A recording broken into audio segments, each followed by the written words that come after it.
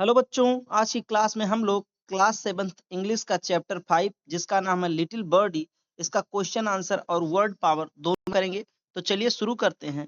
पहले है comprehension question, उसके अंतर्गत फर्स्ट क्वेश्चन है आंसर द फॉलोइंग क्वेश्चंस, यानी निम्नलिखित प्रश्नों के उत्तर देना है जो नीचे प्रश्न दिए हैं। इसके अंतर्गत एक क्वेश्चन है what does the little birdie say to her mother, यानी नन्ही चिड़िया अपनी मम्मी से क्या कहती है। तो इसका आंसर रहेगा the little birdie asks her mother to let her fly away. नन्ही चिड़िया अपनी मम्मी से कहती है कि मुझे दूर उड़ जाने दो। ठीक है। इसमें सेकंड क्वेश्चन है what does mother tell the little birdie to do. मम्मी यानी नन्ही चिड़िया की माँ नन्ही चिड़िया को क्या करने को कहती हैं। तो इसका आंसर हो जाएगा mother tells the little birdie to rest a little longer. जो नन्ही चिड़िया की माँ है वो लिटिल बर्डी से यानी नन्ही चिड़िया से कहती हैं कि थोड़ा और आराम कर लो, थोड़ा और रेस्ट कर लो। सी क्वेश्चन है why does little birdie rest some time, यानी नन्ही चिड़िया कुछ समय क्यों रेस्ट करती है। तो इसका आंसर है the little birdie rest for some time, यानी नन्ही चिड़िया कुछ समय के लिए रेस्ट करती है सो दैट, ताकि the little wings become stronger to fly, ताकि जो नन्हे पंख है या छोटे पंख है वो स्ट्रॉन्गर हो जाए, मजबूत हो जाए उड़ने के लिए। What does mother asks the little baby to do, यानी मम्मी जो है वो नन्हे बच्चे से क्या करने को कह रही हैं। तो इसके आंसर में हो जाएगा the mother asks the little baby, जो माता है वो छोटे बच्चे से कहती हैं to sleep a little longer, कि थोड़ा और सो लो इन हर बेड, अपने बेड पर। ठीक है। ई क्वेश्चन है what will happen if the little baby sleep a little longer, क्या होगा अगर नन्हा बच्चा जो है वो थोड़ा और सो लेगा। तो इसका आंसर रहेगा the limbs of baby will get stronger. तो नन्हे बच्चे का जो लिम्स है, प्यारे बच्चों, लेग मतलब होता है पैर, हैंड मतलब होता है हाथ, लेकिन हाथ और पैर को एक साथ बोलना हो तो उसे लिम्स बोला जाता है। ठीक है। The limbs of baby will get stronger, ताकि जो बेबी है उसके हाथ पैर मजबूत हो जाएं। If she sleep a little longer, अगर वह थोड़ा और सोती है तो।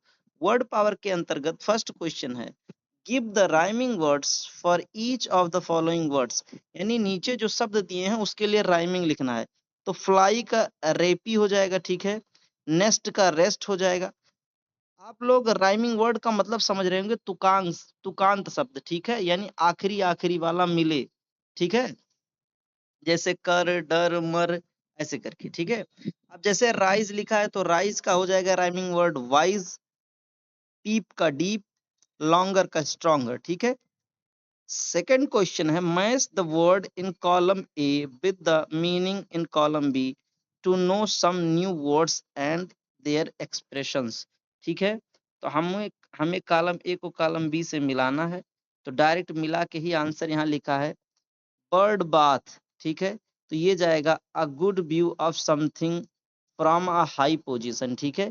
उसको बर्ड बाथ कहते हैं। किसी भी चीज को अगर हाई पोजीशन, खूब ऊंचाई से बैठ के देखने पर, यानी ऊंचाई से देखने पर, उस चीज को हम लोग बर्ड बाथ कहते हैं। अगर कोई व्यक्ति किसी भी ऊंचाई से कोई चीज देख रहा है तो कह सकते हैं ही इज बर्ड बाथिंग। ठीक है।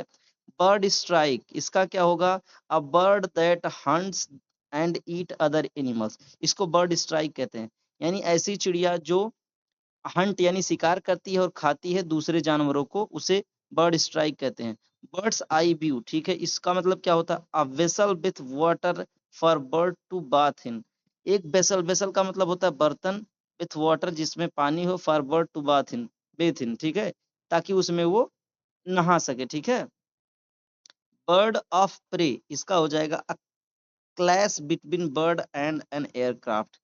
बर्ड ऑफ प्रे, अगर किसी भी एयरक्राफ्ट यानी हवाई जहाज और चिड़िया के बीच में भिड़ंत हो जाए, यानी क्लैश हो जाए। अब चिड़िया भी ना किसी चीज से लड़ने जाएगी, कहने का मतलब ये है कि गलती से एयरक्राफ्ट से टकरा जाए तो उसको क्या कहेंगे, बर्ड ऑफ प्रे कहेंगे। ठीक है। तो प्यारे बच्चों, मैं आशा करता हूं कि आपको इस चैप्टर का सभी क्वेश्चन आंसर बहुत अच्छे से समझ में आ गया होगा। अगर आपको किसी भी क्वेश्चन में कोई दिक्कत लग रहा है तो आप कमेंट बॉक्स में बताइए।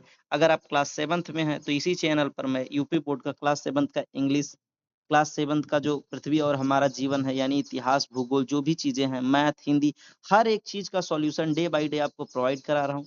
तो आप मेक श्योर करिए कि आपने इस चैनल को सब्सक्राइब किया है और मन लगा के पढ़ते रहिए। मिलते हैं अगली क्लास में।